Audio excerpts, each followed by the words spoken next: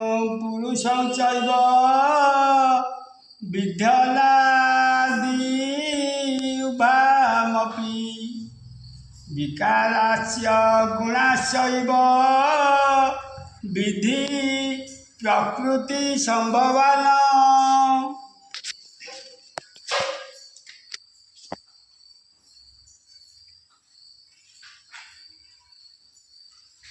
प्रकृति मूल प्रकृति एवं पुरुष जीवत्ता यही उभय को अनादि बोली जान एवं राग देशादि विकार गुड़िक तथा त्रिगुण तत्वक समस्त पदार्थ भी प्रकृति ही उत्पन्न बोली जान। कार्य करण कर्तव्य हेतु प्रकृतिरुच्यते पुरुष सुख दुखाना भोक्तते हेतुरुच्यते। कार्य और करण उत्पन्न करिवार हेतु प्रकृति बोली कहा जाए। यही सुख दुखर भोक्तापन अर्थात भोगिबारे हेतु जीवात्मा बोली कहा जाए। पुरुष प्रकृतिस्थो हि भूयन्ते प्रकृति ज्ञान गुणात् कारण गुण संगस्य सदा सदं जोनि जन्मसु।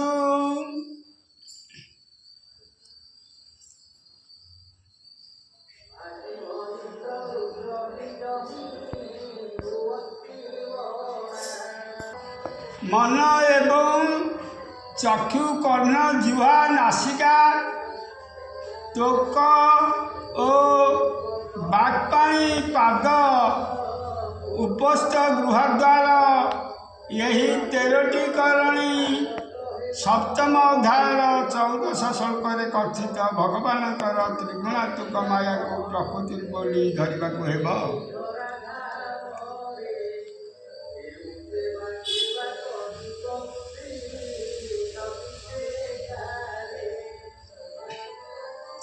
पदार्थ गुड़ी को भोग कले एवं यही सबू गुण मानकर संग ही यही जीवात्मार उच्च नाभ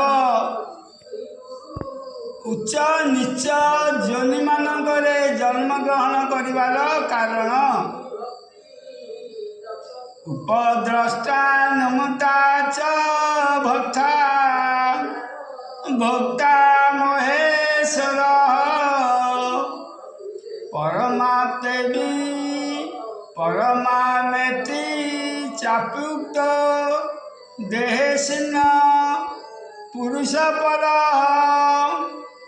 ए देहरे स्थित होई मध्य एही आत्मा प्रकृति रे परमात्मा ही अटे। से ही साक्षी होइथिबारु उपद्रष्टा अर्थात सम्मतिदाता होइथिबारु अनुमंता समस्तंकर धारण पोषण करता होइथिबारु भर्ता जीवरूपी होइथिबारु भोक्ता ब्रह्मा प्रकृतिंकर स्वामी होइथिबारु महेश्वर एवं शुद्ध सच्चिदानंद घन होइथिबारु परमात्मा बोली कथित हुए। जय एवं व्यक्ति पुरुष प्रकृति उच्च गुण ही सह सर्वथा वर्तमानपि नस्य भूयो भिजायते। एहीपरि भावरे जो मनुष्य पुरुष को स्वरूप को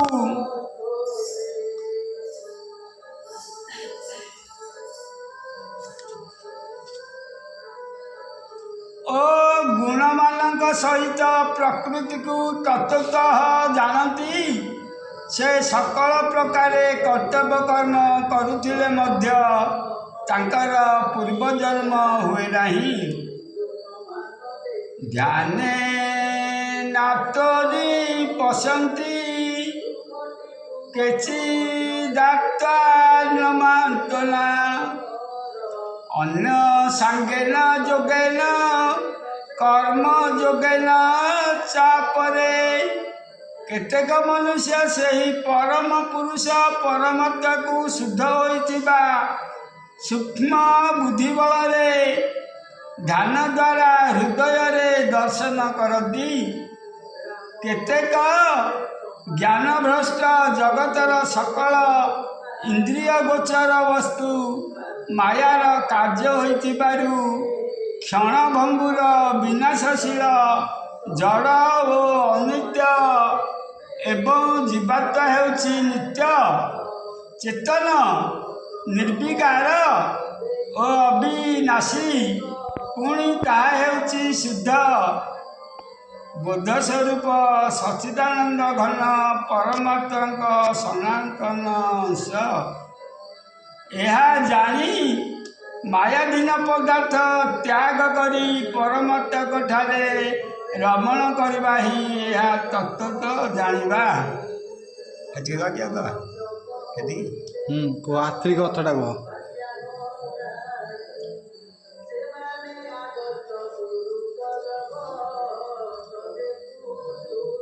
सांख्य योग द्वारा और केतेक कर्म योग द्वारा तांकु दर्शन करती अर्थात प्राप्त होती।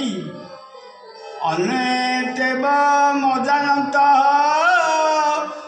श्रुतानभ्य उपासते तेपि चाति तरन्तेव मृत्यु श्रुति परायणा।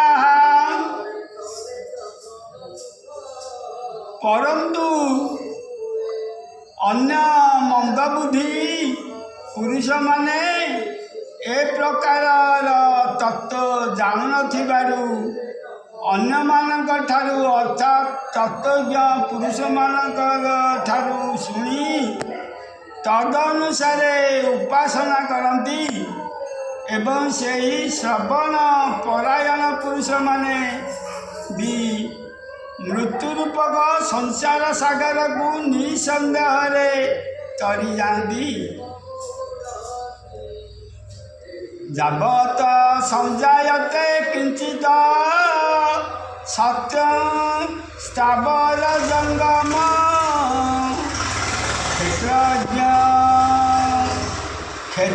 क्षेत्रज्ञ संजोगा तद्विधि भरत श्रव।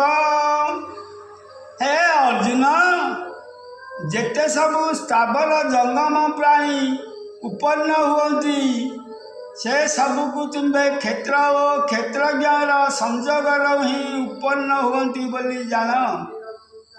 सम सर्वेषु भूतेषु तिष्ठन्त परमेश्वरम् विनाशतं स्वविनाश्यन्त जः पश्यति स पश्यति। जो पुरुष विनाशशील सकल चराचर भूतगण ठारे परमेश्वर को नाश सहित नाश रहित एवं सम भाव स्थित देखती से ही यथार्थ देखती। सम पश्यन्त ही सर्वत्र समवस्थित मासरम नहीन स्थाप्त नात्वान तत जाति परा गतिम। कारण जो पुरुष सर्वत्र समभाव अवस्थित परमेश्वर को समान रूप से देखिबारु निज द्वारा निज को नष्ट करती नहीं से फलस्वरूप परम गति प्राप्त होती।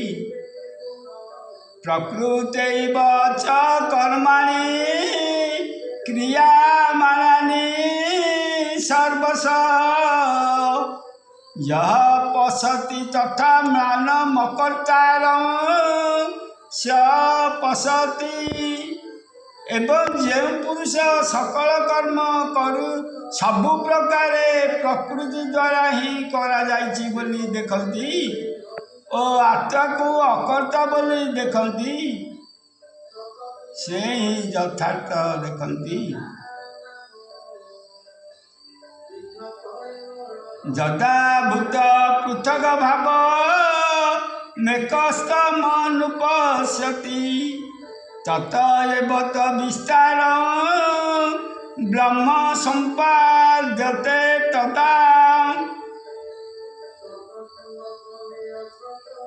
यही पुरुष जो क्षणी भूत समुदायर पृथक पृथक भाव एवं परमात्मा ठारे अवस्थित थिबा देखती एवं सेही एक परमात्मा ठारू समस्त भूतंकर विचार होइछि बोली देखि पारंती। से सही क्षणी सच्चिदानंद घन ब्रह्म को प्राप्त हो जाती।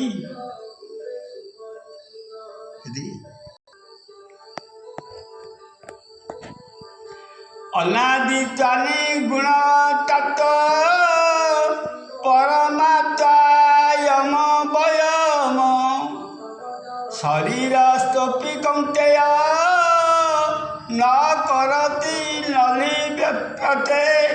हे अर्जुन अनादि होइथिबारु ओ निर्गुण होइथिबारु यही अविनाशी परमात्मा शरीर रे रही मध्य वास्तव रे किछि करंती नाही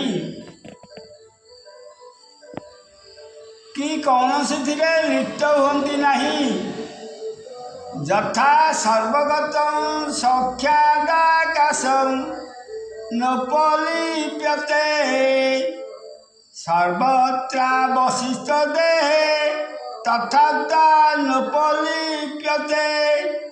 जेपरि सर्वत्र व्याप आकाश सूक्ष्म होइथिबारु कहा द्वारा लिप्त हुए नहीं सेही देहरे सर्वत्र अवस्थित आत्मा और निर्गुण होइथिबारु देहर गुणमानक द्वारा लिप्त हुए नहीं। यथा प्रकाशय त्यक्तः कृष्ण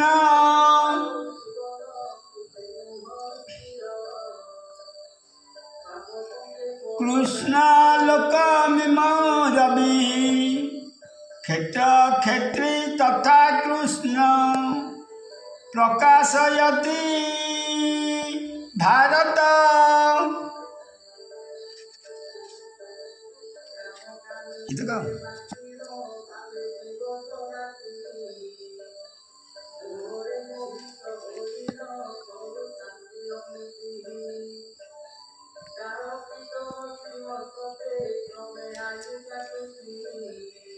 हे अर्जुन एपरि एक ही सूर्य समस्त ब्रह्मांड को आलोकित कर दिए सही एक ही आत्मा समस्त क्षेत्र को आलोकित करे। क्षेत्र क्षेत्रज्ञयोरेव मंत्र ज्ञान चक्षुषा भूत प्रकृति मुख्य च जे विदुजन्ति ते परम।